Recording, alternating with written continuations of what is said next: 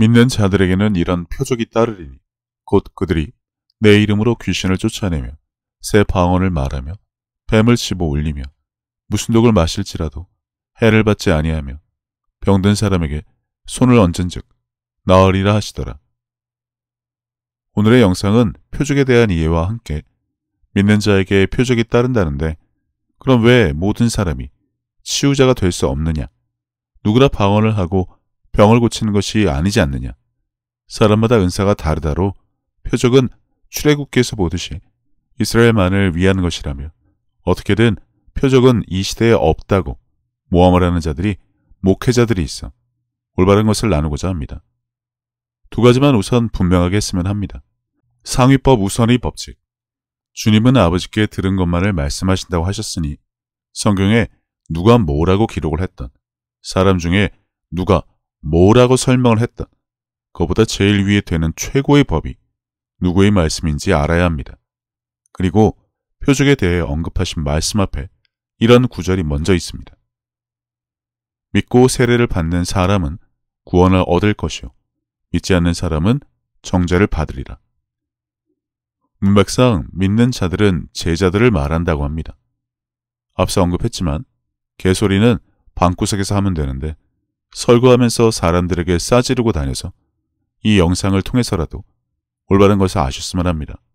어떤 영상에서 다뤘는지, 다루려고 준비했는지 기억은 안 나는데, 성경의 한 단어로 문장을 해석하고 한 문장으로 전체를 해석하는 실수를 사람들이 자주 범하는데, 바로 앞뒤에 있는 구절을 참고해서 전체적인 성경적인 문맥을 이해하려 들지 않습니다. 그냥 이거다, 이건 이런 뜻이다 라고 혼자 알고 넘어갈 것을 성경 전체를 꿰뚫는 통찰력을 가진 듯 떠드는 자들. 과연 그들이 지혜와 계시가 높아 하나님의 깊은 곳까지 다 알까요? 아무튼 듣고 믿은 사람은 세례를 받고 구원을 받는다인데, 그 구원의 조건은 여러분도 잘 아시는, 내가 만일 내 입으로 예수를 주로 시인하며 또 하나님께서 그를 죽은 자 가운데서 살리신 것을 내 마음에 믿으면 구원을 받으리라입니다. 전하는 자가 있기 때문에 들을 수 있었고, 그것을 듣고 믿은 자, 구원을 받는다는 것인데, 믿는 자는 여기서 제자들이 아닙니다.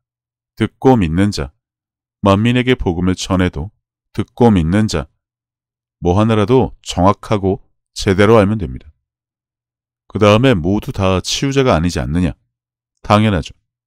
믿는 자에게 표적이 따른다고 하셨지, 교회 댕긴다고, 나에게 믿음이 있다고 착각하는 자라고 하지 않으셨기 때문입니다. 그럼 대놓고 모함하고 조작에, 선동질에, 폄훼하는 자들은 당장 그러죠. 난 믿는다고. 네, 그럼 이제부터 스스로 착각하고 있다는 것을 알려드리죠. 당신들이 말하는 믿음, 무엇인가요? 물건에 대한 것인가요? 아니면 사람에 대한 것인가요? 그러니까 무엇을 믿냐는 겁니다. 하나님, 예수님, 성경, 말씀, 다양한 답이 나올 텐데, 아무튼 대답을 해보시기 바랍니다. 무엇을 믿는지. 지금 교회 댕기니 이 정도 답은 그냥 바로 나와야 하지 않을까 싶어서 물어봅니다. 당신은 무엇을 믿습니까? 앞에서 이미 답을 살짝 보여줬는데, 그건 나중에 살피고 스스로 답을 해보세요. 하나님이 우리를 사랑하시는 사랑을 우리가 알고 믿었노니 하나님은 사랑이시라. 사랑 안에 거하는 자는 하나님 안에 거하고 하나님도 그의 안에 거하시느니라. 다 필요 없고 십자가 은혜, 보혈, 어쩌고 할 것이 아니라 그 일이 있게 영원 전부터 계획하신 하나님의 사랑을 분명하게 아냐는 것입니다. 일단 세상 그 누구도 이것을 분명하게 알 수 없습니다. 사람을 향한 하나님의 사랑을 분명하게 알 수 있다는 생각조차 이상하니까 괜히 나대지 말라는 겁니다. 불가능 그 자체니까요. 그리고 여기서 안다, 단지 지적으로 그런 것으로 여긴다를 말하지 않습니다. 만약에 안다고 우겨대고 싶으면, 정 그렇다면 하나님은 사랑이시니 사랑 안에 거하는 자는 하나님 안에 거하고 하나님도 그의 안에 거하신다는 것을 입증하면 됩니다. 다시 복음을 듣고 믿는 자에게 표적이 따른다고 하셨습니다. 일단 표적이 따르지 않으면 믿는 자가 아닙니다. 당신이 뭐라고 한들 믿는 자가 아닙니다. 그러면 믿는 자라는 것을 어떻게 입증할 수 있나요? 교회 오래 다니고 직분이 뭐고 내가 믿는다고 말하니까? 그러니까 뭘 믿냐는 것입니다. 누구를, 무엇을, 믿음에 대한 정확한 정의를 가지고 있냐는 아주 간단한 질문에 왜 100만 가지 답이 나올까요? 그건 하나님의 사랑을 모르기 때문이고 그것에서부터 신앙이 시작되지 않아서 그렇습니다.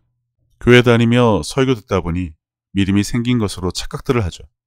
그래서 믿는 자에게 따르는 표적이 나타나지 않습니다. 교회 다니는 자가 아니라 믿는 자라고 하신 주님의 말씀, 그 뜻에 대해 생각해 보시기 바랍니다. 그리고 인자가 왔을 때 왜 믿음을 보겠냐고 하셨는지도 말이죠. 재림과 심판 때 수억 명이 믿는 자라고 하겠죠.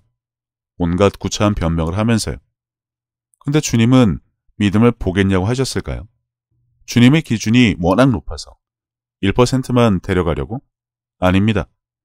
믿음이란 개념 자체가 틀려 그런 자가 극히 드물기 때문에 주님이 이러셨다는 것을 알면 당신의 믿음, 이것부터 점검을 해야 합니다. 믿는 자라고 착각들 하지 말고요. 즉, 믿음에 대해 말하고 싶으면 누굴, 어떻게라고 할 것이 아니라 표적이 따르는 믿음을 가지고 있는지로 자신의 믿음을 점검하면 됩니다. 묵상할 만한 구절을 나누니 교회 다니자마자, 복음을 듣자마자 성령 충만, 믿음 만땅이라는 착각에서 벗어나기 바랍니다. 이걸 또 성화라고 우기지 말고 하나님을 아는 것에 잘해야 한다는 뜻을 분명하게 해야 한다는 것입니다. 주께 합당하게 행하여 범사에 기쁘시게 하고 모든 선한 일에 열매를 맺게 하시며 하나님을 아는 것에 잘하게 하시고 다음으로 알아야 할 것은 주님이 언급하신 표적에 대한 말씀 앞에 있는 내 이름으로입니다. 즉 표적은 예수 이름으로 행하는 것인데 예수 이름에 대해 그 이름에 따르는 권세를 알아야 이 일이 있는 것이지 그렇지 않다면 그냥 스게와의 일고받을 꼴이 납니다. 그래서 교회만 다니지 다 믿는 자다. 그러니 표적이 따라야 하는데 누구든 치유를 하는 것이 아니다. 그래서 표적은 없다.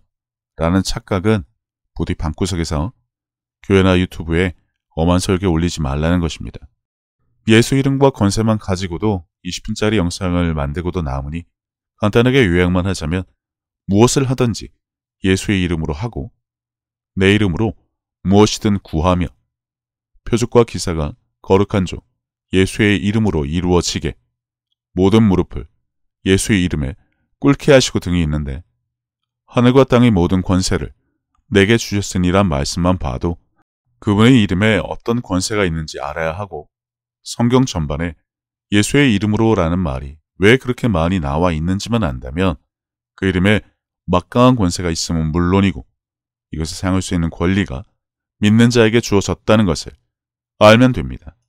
경찰 유니폼 비유가 많은데 그건 유치원 개나리반에서 할 소리고 성경을 보시고 직접 이해하시면 됩니다. 그럼에도 불구하고 모든 믿는 자들에게 치유가 일어나지 않는 이유는 첫 번째가 그들이 모두 믿는 자라고 착각하는 것이고 둘째는 예수 이름을 사용하지 못한다는 것, 세 번째, 예수 이름의 권세를 모른다는 것입니다. 결국 그들은 예수의 이름을 믿지 않는다는 것입니다. 성경에 대해 올바른 이해를 가진 자, 성령의 가르침으로 말씀에 대한 깊은 계시를 받은 사람들이 진정한 회개는 예수 이름을 믿지 않은 죄에 있다는 것을 알아야 합니다. 그 이름으로 무엇 하나 제대로 한 적이 없다는 것이죠. 그분의 일을 이어서 하지 않은 것은 물론이고 그분이 지금 보좌에 앉으셔서 약속하신 성령을 지금도 보내주신다는 것 또한 믿지 않는다는 것입니다. 뭐가 단단히 착각하고 있는데 아무리 모여서 박혁이 어쩌고 저쩌고 해봐도 그 모든 것이 앞에서 언급한 것을 부정하고 있다는 것을 알아야 합니다. 예수 이름을 믿지도 않고 그 이름으로 무엇도 하지 않으며 성령을 보내주신다는 약속을 지금도 행하심에 대해 대적을 한다는 것인데 제가 그냥 미쳤다, 개소리다라고 하는 것이 아니란 것을 아시기 바랍니다.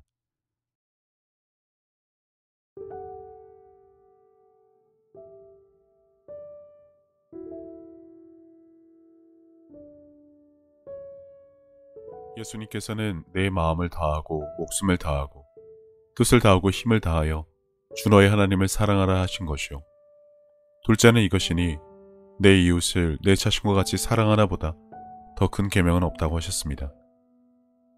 생각해보면 믿는 사람들은 이미 하나님께 받은 것이 너무나 많은 것을 아는 자들입니다.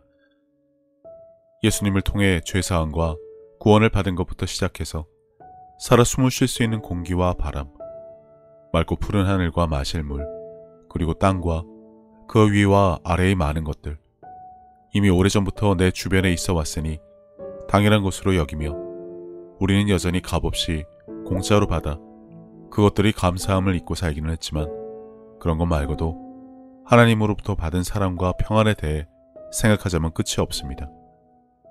하지만 사람은 하나님으로부터 받은 그 많은 은혜를 갚을 방법이 없습니다. 그래서 하나님께서는 내 이웃을 내 몸같이 사랑하는 것으로 그것을 대신 갚으라고 하신 것인지도 모릅니다.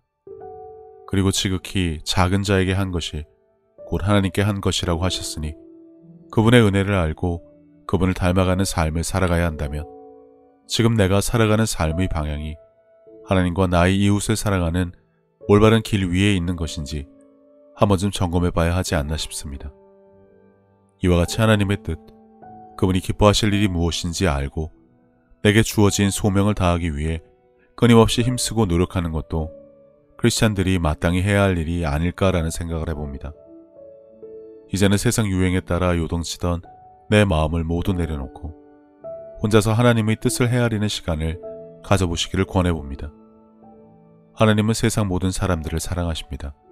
그렇기 때문에 당신이 사랑받기에 마땅한 사람인 것처럼 당신의 가족도 이웃도 그분에게는 마찬가지로 소중한 자녀들입니다. 당신이 어려운 상황을 겪었을 때 하나님께서 당신의 삶에 관여하실 수 있도록 마음의 문을 열고 그분을 신뢰하며 동행하는 삶을 살아왔듯이 이제 당신도 다른 사람들에게 먼저 다가가서 손을 내미는 귀한 삶이 되어주시기를 바랍니다. 예수님께서 주신 새 계명, 서로 사랑하라. 저도 늘 제 자리에서 최선을 다하여 섬기고 사랑하며 살도록 하겠습니다. 감사합니다.